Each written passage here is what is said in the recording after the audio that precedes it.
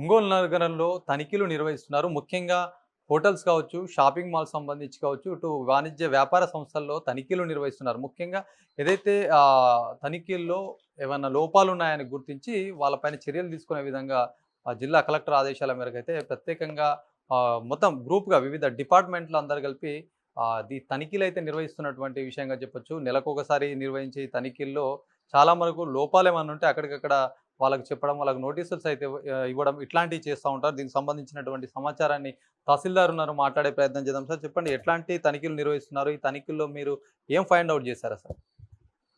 ఆ! Good afternoon అండి. నా పేరు మధుసూదన్ రావు, తహసీల్దార్ ఒంగోలు అర్బన్.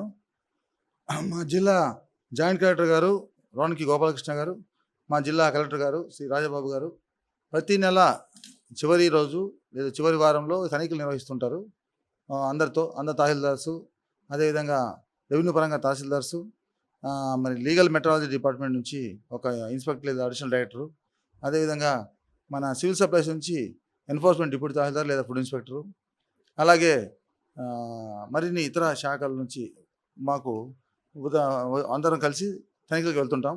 అందులో భాగంగా ఈరోజు ఒక పెట్రోల్ బంక్ని, అలాగే ఒక ఫెయిర్ ఫ్రైడ్ షాప్ని, అంటే ఎఫీ షాప్ని, రేషన్ షాప్ అంటారు దాన్ని, అలాగే ఒక సినిమా హాల్ని, అదేవిధంగా బస్ స్టాండ్లో ప్రెమిసెస్లో ఉండే శానిటేషను, అదేవిధంగా బస్ స్టాండ్ ప్రెమిస్ ఉండే హోటలు, ఆ హోటల్లో ఉండే ప్రమాణాలు, హోటల్ పక్కనే ఒక జ్యూస్ షాప్ని, అదేవిధంగా అదే బస్ స్టాండ్ పరిసరాల్లోనే ఉండే మరికొన్ని షాపుల్ని తనిఖీ చేయడం జరిగింది.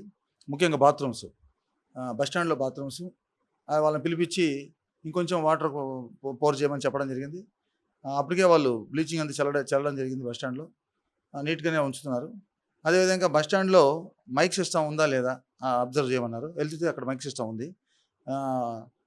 బాత్రూమ్కి వాటికి ఒక ₹5 తప్ప మిగతా అన్ని టాయిలెట్స్కి వాటికి కూడా ఫ్రీగా ఇక్కడ వసతి కల్పించబడిందని ఆర్టీసీ డిఎం గారు అంతా అనౌన్స్ చేస్తున్నారు. మాతో పాటు ఆర్టీసీ బస్ స్టాండ్లో జరిగిన తనిఖీల్లో ఆర్టీసీ డిఎం గారు, ఆర్టీసీ సిబ్బంది కూడా పాల్గొనడం జరిగింది మా టీంతో పాటు. మరి అక్కడే మన హోటల్ని కూడా తనిఖీ చేశాం. మా హోటల్లో ఉండే సదుపాయాలు, వారి లోపల ఉండే నీట్నెస్, అదేవిధంగా వారు వండుతున్న ఆహార పదార్థాలు, మన నూనెను కూడా మరి మా ఫుడ్ సేఫ్టీ ఆఫీసర్తో కలిసి నూనెను కూడా తనిఖీ చేయడం జరిగింది.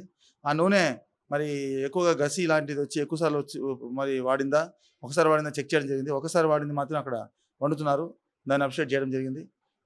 ఇంకెక్కడైనా ఇలాంటి ఎక్కువసార్లు వాడిన ఆయిల్ కానీ, ఎక్కువసార్లు రంగులు వాడిన ఐటమ్స్ కానీ దొరుకుతాయని చూసాం, ఎక్కడ దొరకలేదు. మరి ఆ బస్ స్టాండ్ అంతా కూడా బాగానే ఉంది. అదేవిధంగా సినిమా హాల్ పోవడం జరిగింది. మరి రత్నమహల్ థియేటర్కి వెళ్ళడం జరిగింది ఇన్స్పెక్షన్కి. అక్కడ కూడా అన్ని ప్రమాణాలు పాటిస్తారు. వాష్రూమ్స్ అన్ని కూడా జెంట్స్, లేడీస్ సపరేట్గా ఉన్నాయి. అవి కూడా చాలా చక్కగా వాళ్ళు మెయింటైన్ చేస్తున్నారు. థియేటర్ లోపల ప్రెమిసెస్ బాగుంది. అక్కడ ఫైర్ ఎక్స్టింగ్విషర్స్ ఉన్నాయి. అదేవిధంగా ఫైర్ ఎక్స్టింగ్విషర్స్తో పాటు ఇసుకని కూడా ఒక డబ్బా మన బకెట్లలో వేసి ఉంచారు. అలాగే వాటర్ని కూడా బకెట్లలో ఉంచడం జరిగింది ఇక్కడ సినిమా థియేటర్లో, మరియు గ్యాస్ గోడంలో కూడా. అట్లా సినిమా థియేటర్లో మిగతా ఆహార పదార్థాలన్నీ కూడా చక్కగా నీట్గా అమర్చి ఉన్నారు. వారు పైన నేమ్ ప్లేట్ అంటించి ఉన్నారు. దాని ప్రకారం ధరలు, ఏ ఐటము ఎంత పరిమాణము, ఎంత ధర అని క్లియర్గా రాసి ఉంది. దాన్ని మేము మరి లీగల్ మెట్రాలజీ అధికారులు మరియు ఫుడ్ సేఫ్టీ అధికారులతో కలిసి ఆ వెయిట్ మెజర్ చేయడం జరిగింది. ఆ ఐటమ్స్ కూడా తినడం జరిగింది. ఎక్కడైనా అవి ఏమన్నా కొంచెం ఏమన్నా చెడిపోయడం జరిగిందని చూసాం. చాలా ఫ్రెష్గా ఉన్నాయి అన్ని ఐటమ్స్ కూడా, అది మేము గమనించాం. సరే, ఒకటి చెప్పండి. ప్రస్తుతం ఎవరికైతే వినియోగదారులకు ఇబ్బంది తలెత్తకుండా నాణ్యమైనట్టుగా ఉండే విధంగా ప్రభుత్వం చెప్తుంది. అట్లాంటి తనిఖీలు మీరు కొనసాగిస్తున్నారు. ముఖ్యంగా ఇటు సినిమా హాల్‌లో చూసినప్పటికీ చాలా మట్టుకు ఆ ధరల సంఖ్య చూస్తే కంపారిజన్ చేయలేనటువంటి పరిస్థితి. సాధారణంగా ఎవరైనా వెళ్లి అక్కడ కొనుక్కోవాలంటే కొనని పరిస్థితి. ఆ ధరల మీద మీరు ఎట్లాంటి చర్యలు తీసుకున్నారు? సాధారణ పౌరులకు అవి అందుబాటులో లేనటువంటి చెప్పొచ్చు. బయట ₹10 ఉంటే అక్కడ ₹30, 40 ఉంటుంది.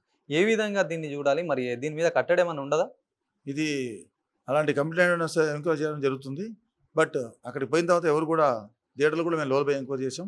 ఎవరు కూడా అధిక ధరలు పెట్టినట్టుగా మాకేం చెప్పలేదు. అదేవిధంగా థియేటర్లో నాణ్యత ప్రమాణాన్ని మేము గమనించడం జరిగింది. బయటకు వచ్చిన తర్వాత మరి పెట్రోల్ బంక్ వెళ్ళడం జరిగింది. పెట్రోల్ బంక్లో కూడా మరి ఆ పెట్రోల్ బంక్ నాణ్యత ప్రమాణాన్ని మనం లీగల్ మెట్రాలజీ వాళ్ళని ఉపయోగించుకొని టెస్ట్ చేయడం జరిగింది.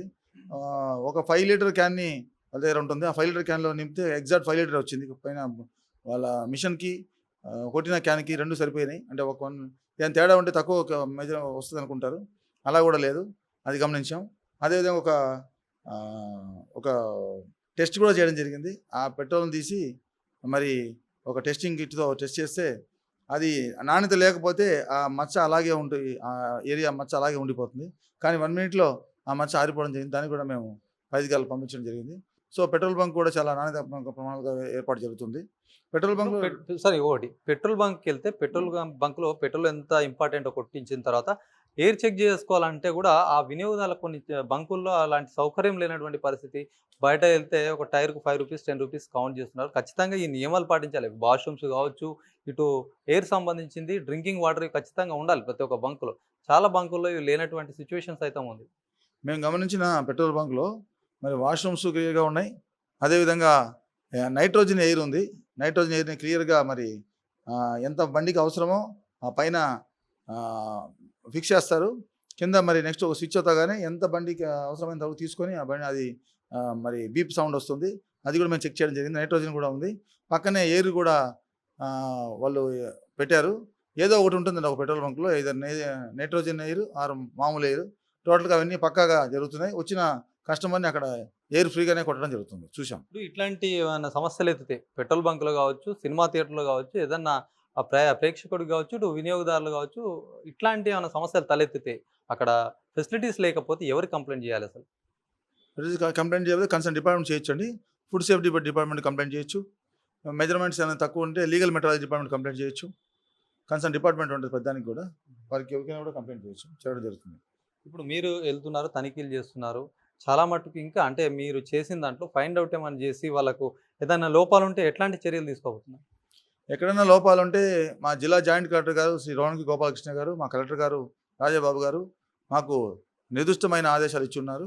ఈరోజు ఎక్కడైనా తేడా జరిగితే ఇప్పుడు దాకా ఇన్స్ట్రక్టివ్గా ఉండమన్నారు. ఇప్పుడు ఏమైనా తేడా ఉన్నా కూడా 6A కేసు బుక్ చేయమని చెప్పారు.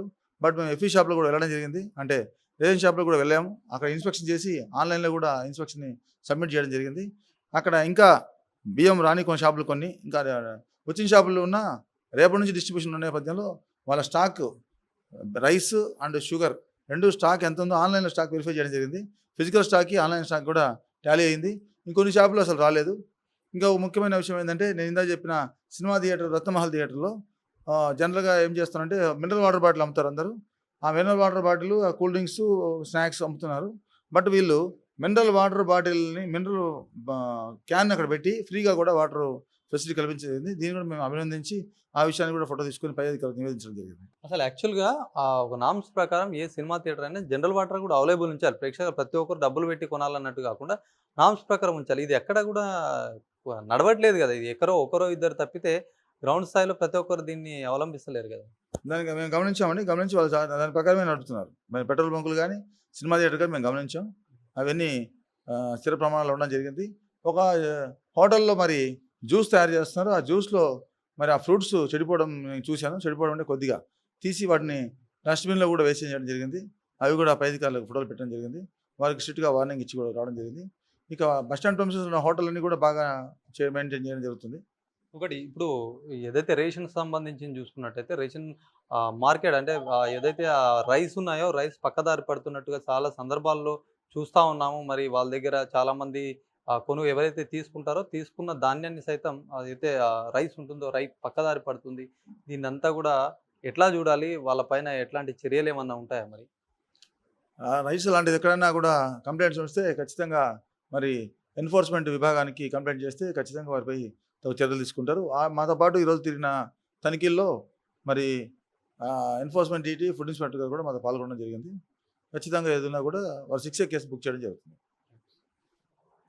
ఇది పరిస్థితి. మొత్తానికి ప్రజలకు సౌకర్యవంతంగా ఉండే విధంగా వివిధ శాఖలన్నీ కలిపి హోటల్స్ కావచ్చు, రేషన్ షాపులు కావచ్చు, పెట్రోల్ బంకులు కావచ్చు, ఇట్లాంటి సముదాయాల్లోకెళ్ళి మొత్తం జిల్లా కలెక్టర్ ఆదేశాల మేరకు ఇట్లాంటి తనిఖీలైతే నిర్వహిస్తున్నారు. మరి ఇట్లాంటి తనిఖీలలో చాలా బయటకు రానటువంటి అంశాలు ఎన్నో ఉన్నాయని చెప్పొచ్చు. ముఖ్యంగా పెట్రోల్ బంకులలో కొన్ని సమస్యలు ఎత్తుతాయి. Air సంబంధించినయి.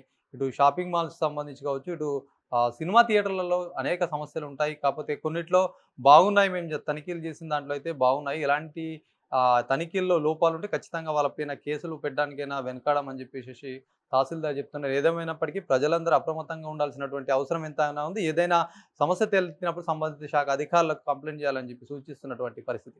Camera person సందీప్‌తో Srinivas, Abhinav Bharat, Ongole నుంచి.